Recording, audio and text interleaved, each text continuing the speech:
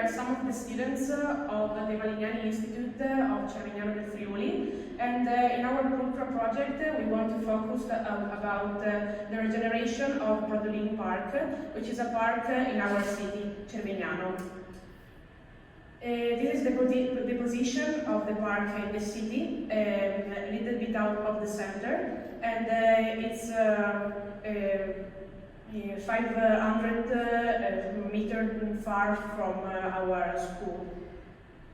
Our project focuses on the concept of open school, in which students have to be the actors of change, involve our citizens into this project, and this project also focuses on science in the city. In these 2 years we faced 2 challenges.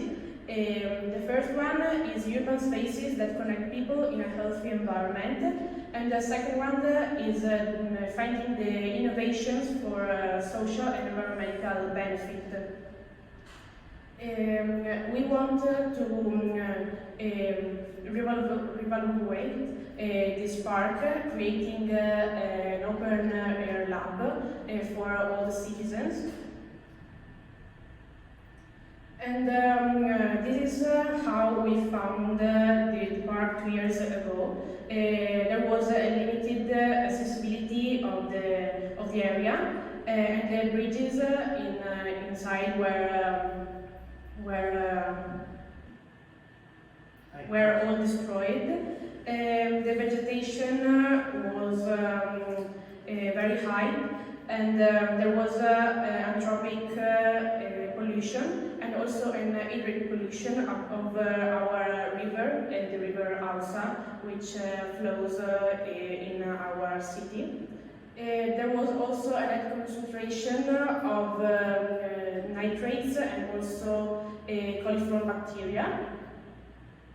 And our school in these 2 years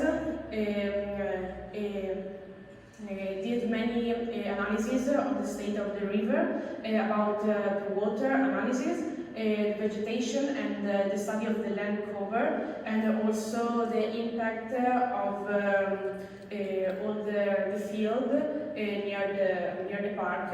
And we also created an automatic data system.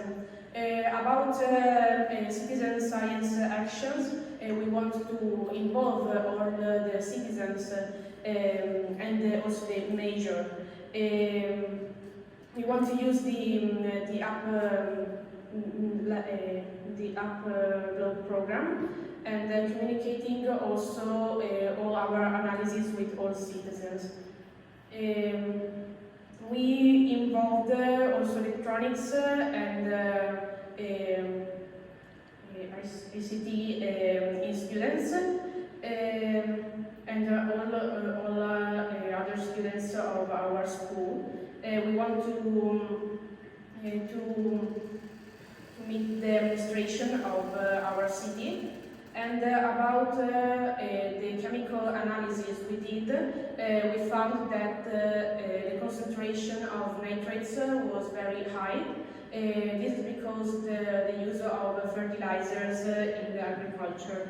About microbiological parameters, we found that coliform bacteria were very high because of the sewage system, which is not very good in our city.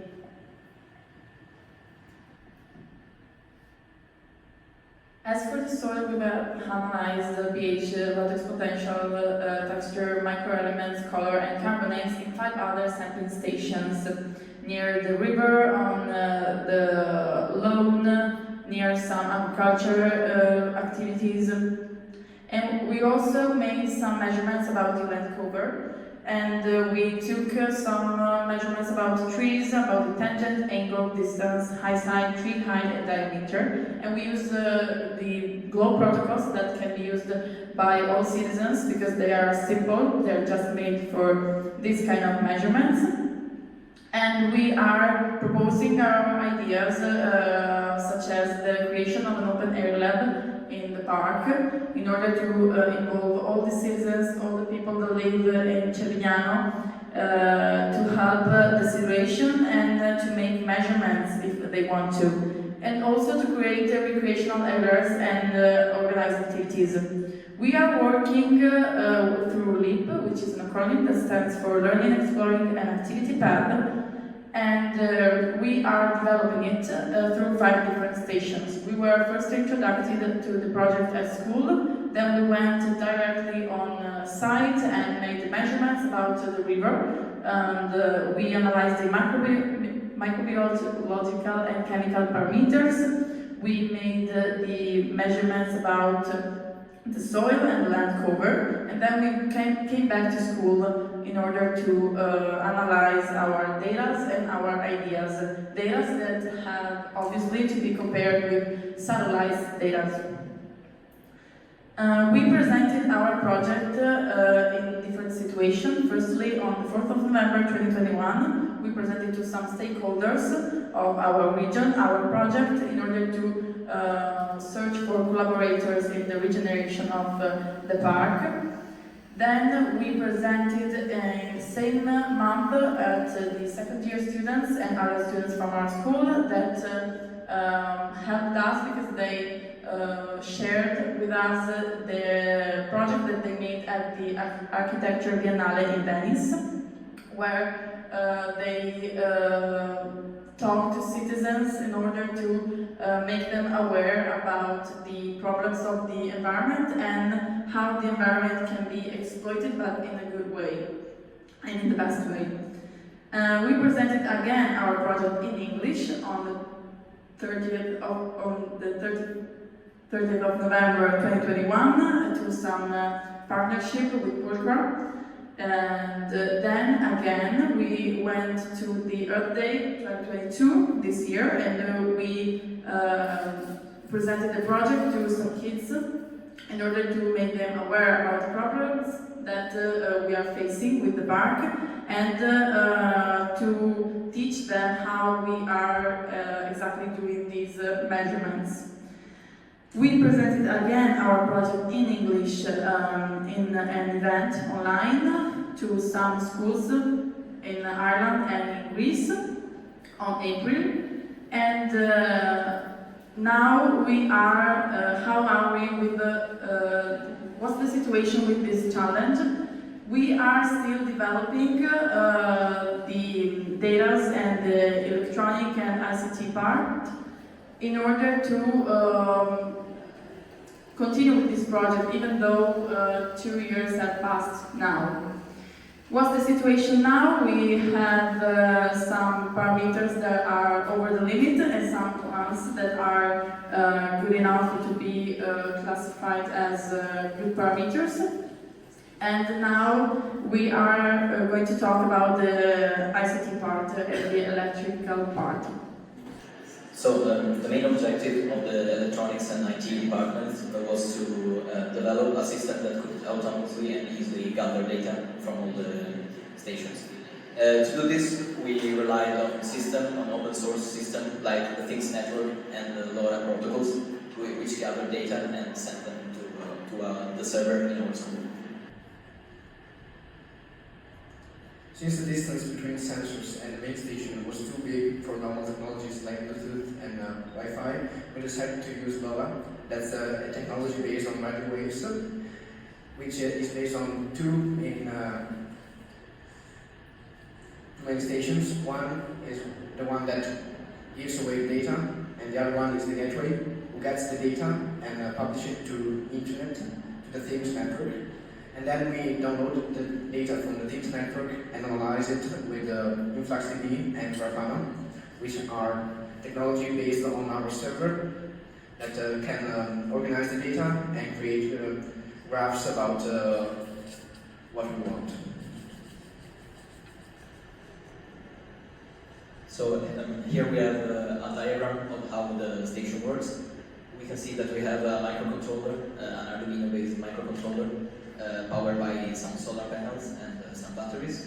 Attached to it, there are some RTD sensor, some temperature sensor, and an hygrometer and a leaf sensor.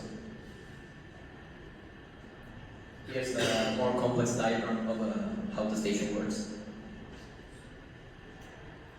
And here we can see our board from the first project to the developed board. We can see that we attach the sensors to the board, and also a little screen so we can monitor the data also from the station and not only from the server. We had to rely on solar panels to have autonomous power. The solar panel charges a LiPo battery, which voltage is 3.7 volts, and it's then stepped up to 5 volts, which is what gives power to the Arduino. This is a dashboard from the service Grafana, and it's an example of how our website will look when we have the data. So the user can specify what date time they want, and so analyze the data, for example, in a day, in a week, or in a month. And it's good because it's quite easy to use, and everyone can try to see the data and analyze the weather. This is the interface of the Things network. That's the broker who gets the data from the gateway and publish it to the internet, and then we download the data from this website. We had to overcome a couple of challenges to transmit the data. The first is that it's limited. We have just some bits per second of bandwidth, which requires to make the packets as small as possible. We also have a limited amount of time, about a 1% duty cycle, which means just less than a second every minute. This is a photo of the code that runs on the board and sends the data to the station.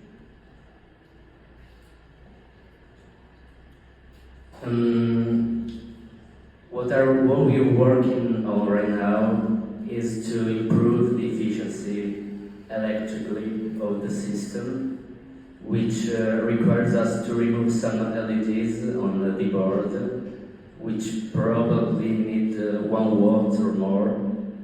Then we are gonna implement a system of standby, which will turn off the microprocessor almost all the time, and it's gonna be turned on just to take the measurement and to send it to the server.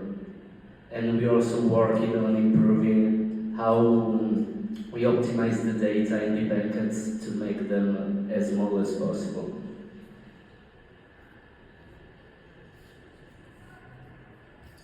These are the power consumptions data that we measure, and it's not very high, but we need to do better in order to have a constant supply of power.